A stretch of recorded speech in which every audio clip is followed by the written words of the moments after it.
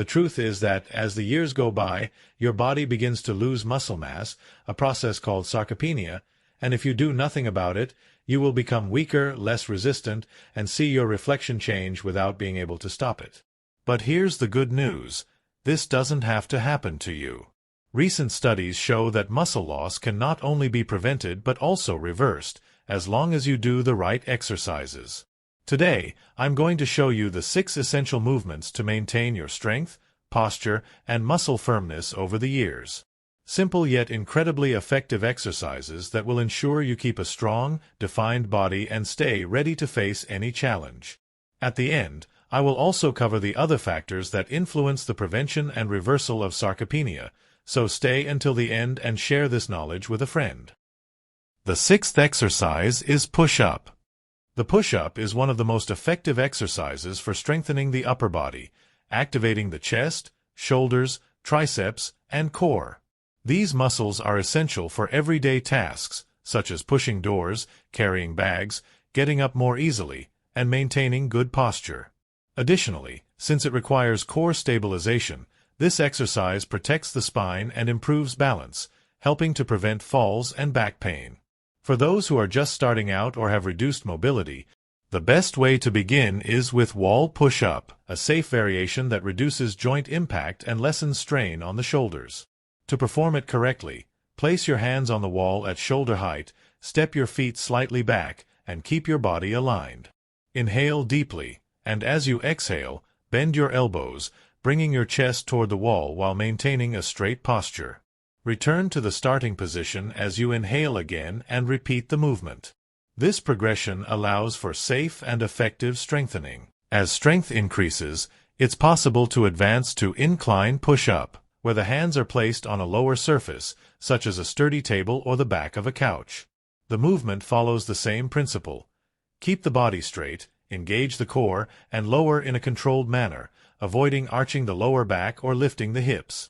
For those who already have more strength and mobility, the next level is knee push-up on the floor. The starting position consists of placing your hands shoulder-width apart and keeping your knees on the ground. Inhale as you slowly lower yourself until your chest is close to the floor, then exhale as you push your body back up. The most advanced version is the traditional push-up, with your feet on the floor. In this variation, in addition to intensifying the upper body workout, the exercise requires greater core control to maintain stability throughout the movement. Regardless of the level chosen, proper breathing is essential for better performance and movement control. The ideal technique is to inhale as you lower and exhale as you push up, ensuring stability and efficiency. Some common mistakes should be avoided to ensure both safety and effectiveness. Do not let your elbows flare out too much, as this can overload the shoulders. Keep your core engaged to prevent arching your lower back, which can cause discomfort in the spine. Avoid abrupt or incomplete movements, as they reduce the effectiveness of the exercise, and make sure to distribute your weight evenly between both hands to prevent wrist strain. The 5th exercise is rows. If push-ups strengthen the muscles on the front of the body, rows balance this work by primarily engaging the back muscles, biceps, and rear deltoids. This muscular balance is essential for maintaining an upright posture, preventing back pain, and ensuring strength for daily activities such as pulling objects, carrying bags, and even lifting something off the ground safely. Rows are perfect for home workouts, as they can be performed using backpacks filled with books, water bottles, or any other similar weight. To execute the movement correctly, stand with your feet shoulder-width apart and hold a weight in each hand. Slightly bend your knees and lean your torso forward, keeping your back straight and core engaged to avoid lower back strain. From this position, pull the weights toward your body, bending your elbows and bringing them close to your ribs. The movement should be slow and controlled, ensuring that your back muscles are fully engaged. At the top of the movement, hold for 1 second, then slowly lower the weights back down in a controlled manner to return to the starting position. Proper breathing also makes a difference in execution. Inhale as you lower the weights and exhale as you pull them up. This improves stability and movement control, leading to better performance. However, it's important to avoid some common mistakes. One of the most frequent is rounding the back, which can cause lower back discomfort and reduce muscle activation in the correct areas. To prevent this, keep your core engaged and your chest slightly open. Another common mistake is using momentum to lift the weights instead of engaging the back muscles. The movement should always be slow and controlled. Additionally, avoid shrugging your shoulders when pulling the weights, as this shifts tension to the trapezius, reducing the effectiveness of the exercise. Rows are the perfect complement to push-up, helping to develop balanced upper body strength and prevent postural imbalances. By incorporating this exercise into your routine, you will improve endurance, reduce the risk of back pain, and enhance stability and functionality for everyday movements. Now that we have strengthened the entire upper body, it's time to focus on the core and lower back, which are essential for stability, posture, and balance. And for that, there's no better exercise than one of the safest and most effective movements, the dead bug. The dead bug is an excellent option for older adults because it strengthens the core without placing excessive strain on the lower back or joints. Unlike traditional ab exercises, which can cause neck tension and discomfort in the lower back, this movement keeps the spine in a neutral and protected position throughout the entire execution.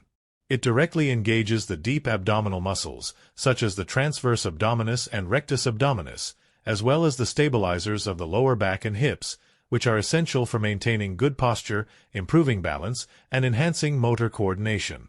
To perform it correctly, lie on your back on a firm surface, bend your knees at a 90-degree angle, and extend your arms upward, aligned with your shoulders. Take a deep breath in through your nose, and as you exhale through your mouth, engage your core by pressing your lower back into the floor. This is the most important detail of the exercise, as it prevents excessive strain on the spine and ensures that the correct muscles are being activated. From this position, slowly extend one leg toward the floor while the opposite arm moves back, always keeping both aligned and controlled. Neither should touch the floor. The goal is to keep the core engaged at all times. Inhale as you return to the starting position and repeat the movement on the other side, maintaining a controlled and steady rhythm. Many people make mistakes that can compromise the effectiveness of the exercise. The most common mistake is arching the lower back, which reduces core activation and can cause discomfort. To avoid this, always keep your lower back firmly pressed against the floor. Another frequent mistake is performing the movement too quickly, without control, which decreases muscle activation and makes the exercise less effective. The best approach is to perform each repetition slowly and mindfully. Additionally, many people tend to hold their breath, when in reality, proper breathing is essential for stabilizing the movement. Always inhale when returning to the starting position and exhale when extending your arms and legs. The third exercise on the list is hip adduction. Hip adduction is an often underestimated exercise, but it is essential for stability and balance, especially for older adults. It strengthens the adductor muscles, located on the inner thighs, which play a crucial role in pelvic stability and leg movement control. Keeping these muscles strong provides greater confidence for everyday tasks, such as walking on uneven surfaces, getting out of bed with stability, and even balancing while putting on pants without support. To perform hip adduction safely and easily, it is best to start in a seated position. Sit on a sturdy chair, with your feet flat on the floor and your knees bent at a 90-degree angle. Place a small ball or pillow between your knees, inhale deeply, and as you exhale, gently squeeze the ball with your legs, activating the inner thigh muscles. Hold this contraction for 3 to 5 seconds, then relax. Repeat the movement 10 to 15 times, completing 2 sets. For those who want to advance to a standing version, a resistance band can be used, or simply keep your feet together and slowly cross one leg toward the other, feeling the activation of the inner thigh muscles. This movement can be performed while holding onto a chair or wall for additional stability. It is crucial to maintain an upright posture and engage your core to ensure that the force comes from the correct muscles without placing strain on the lower back. Additionally, it is important to avoid using momentum or misaligning the knees during execution. The focus should always be on control and muscle activation, ensuring that the exercise is performed effectively and safely. The second exercise is squats. Many people believe that squats are bad for the joints, but nothing could be further from the truth. When performed correctly, they strengthen the muscles that support and protect the joints, helping to prevent pain and improve mobility. The real issue is not squatting itself, but rather losing the ability to do so. This is one of the most important exercises for older adults, as it engages the quadriceps, glutes, hamstrings, and core, ensuring better balance, stability, and independence for daily activities such as getting up from a chair, climbing stairs, and walking with more confidence. For those who struggle with squatting or feel insecure doing it, the ideal way to start is with the sit-to-stand, a simple movement that simulates the act of sitting down and standing up from a chair. To perform it, choose a sturdy chair, position your feet shoulder-width apart, and keep your torso upright. Extend your arms forward to help with balance. Take a deep breath in, and as you exhale, press your feet into the floor and slowly stand up, engaging the leg and core muscles. On the way back down, inhale again and sit in a controlled manner, avoiding dropping into the chair. This exercise teaches proper squat mechanics, reduces joint impact, and prepares the body for more challenging variations. The ideal recommendation is to perform 2 sets of 10 repetitions. As strength and balance improve, the next step is the unsupported squat. The execution follows the same postural principles, but without using the chair as a reference. Stand tall, position your feet shoulder-width apart, and extend your arms forward for balance. Take a deep breath in, and as you exhale, push your hips back and bend your knees, lowering yourself slowly as if you were going to sit down. Keep your weight on your heels and avoid letting your knees go past your toes.